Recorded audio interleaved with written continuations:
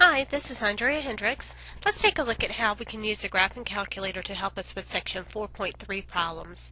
What I've done with these is actually taken some of the problems that I worked in the homework video and putting them now in the twist of how to use the calculator with those.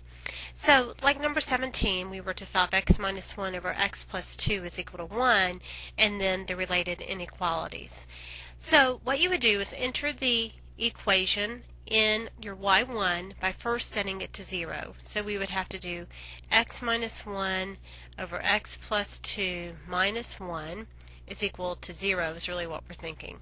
And so to solve the equation, you would be looking for the zeros or the x-intercepts, if you will. And then the inequalities is where you're looking for either above or below the axis. Now, I'll tell you, the tricky thing is trying to find the appropriate window to view everything, and also that dot in connected mode.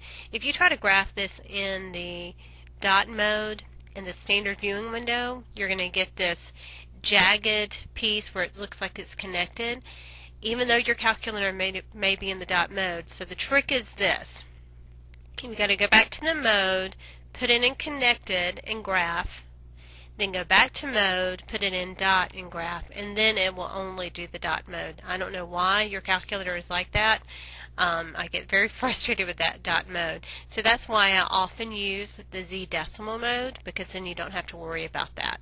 But that doesn't always show you the key components of the graph. But in any case, what you're looking at is remembering that there is a vertical asymptote, right? If I can draw a vertical line with this tablet, through the -2, so that's where our regions are divided. So the solution to where it's equal to 0, we'll notice that it's nowhere crossing the x-axis, so there are no solutions to that, that confirms what we found analytically. Part B, where is it greater than 1? Well, that would be in this case where our x minus 1 over x plus 2 minus 1 is greater than 0, and that's to the left of -2, or from negative infinity to -2. Where is it less than 1 or less than 0 in this case, and that is to the right of -2, so from -2 to infinity. So just confirm that's what we found analytically, but the graph should certainly confirm that. And then number 20, we're looking at where 6 over 5 minus 3x minus 2 is equal to 0, right? And then we'll find the related inequalities. So where is it equal to 0? It's equal to 0 at this 0, or x-intercept, which is at 2/3. Now, it's very tricky here because there is an asymptote. It's hard to tell it, but it is there. At what did we find? 5/3? Okay, now the way I graph this one is I use the window that was given, and then I put it in the dot mode. So whenever I'm trying to find the solution to where 6 over 5 minus 3x minus 2 is less than or equal to 0, that is where it's below the axis, that is to the left of this -2/3 and to the right of 5/3. So it's from negative infinity to 2/3, but I can include that because I'm allowed to include where it's equal to 0. And then union, I cannot include where it's undefined, so I have a 5/3 to infinity for that piece. And then the other part, where is 6 over 5 minus 3x minus 2 greater than or equal to 0? Well, that happens to be between the 2/3 and the 5/3, so that would be from 2/3 to 5/3 with the parentheses. Okay. Now number 21, 4 over x minus 2 minus 3 over x minus 1 is equal to 0 is what we're trying to do. So graphically we would input this expression into our y1, but just be careful there because you have to use parentheses around the denominator's expressions. So we'd have 4 divided by x minus 2 in parentheses minus 3 divided by x minus 1. And again, I chose the window that was given. I did make the y scale a 2, and then I graphed it in the dot mode. So whenever I try to find this solution, I have to be very careful here because you know what? Analytically, do you remember we found a solution? This graph does not really show that. We found a solution to be at -2. And so what actually happens is the graph crosses the axis here and then it comes right back up. And it's so hard to show that here, but it's almost like it goes down and then it comes back up a little bit. And it's still got an asymptote here, but it dips below it and then comes right back to it. So I'll tell you, graphically it's not the best way to solve it all, right? You have to understand how to read the graph, and you have to understand that there are some capabilities that your graphing calculator just doesn't have. So I would have -2 as the 0. Now what about where is 4 over x minus 2 minus 3 over x minus 1? Where is that less than or equal to 0? Yeah, right, I've got to think about to that left of that 0, which was to the left of the -2. And then where else is it 0? Well, that happens between your intercepts of, what was that, 1 and 2.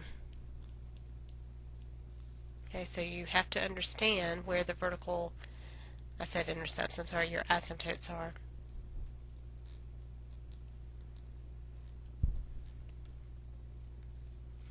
Now, where is that greater than 0, or greater than or equal to 0? So that would be between -2 to 1, right? And then union 2 to infinity.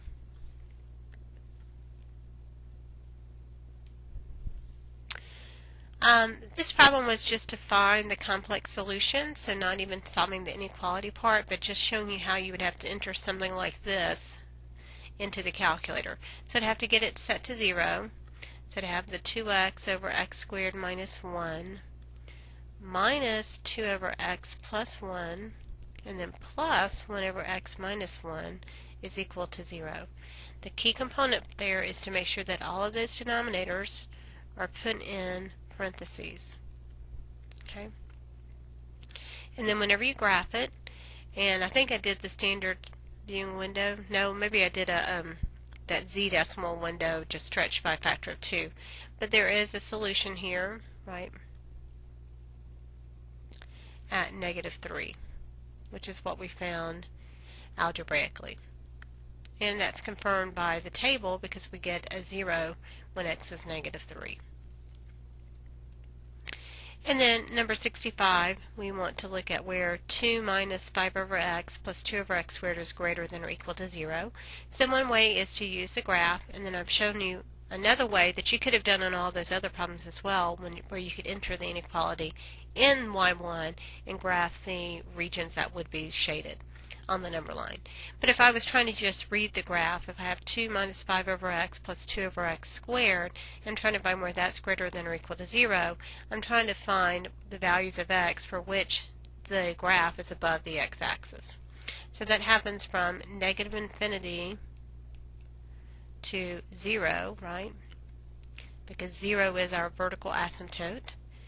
Then union 0 to 1/2. I think 1/2 was our solution to this particular problem. And then where else does that happen? From 2 to infinity.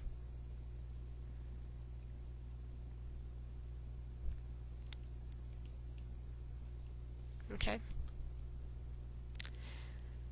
And here again I have a drawback with the graphing calculator. Let me show you this.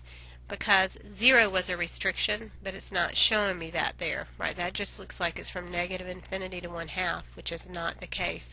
I have to exclude the 0. So you have to know that to understand that you can't just read this and understand that that would be the solution. Okay, so that's it for how to use the graphing calculator. I mean, really the key is entering the function into the equation using the right window, because otherwise you know how to look at the graph to know whether it's hitting the x-axis or above or below the x-axis. Those are things that we've done repeatedly.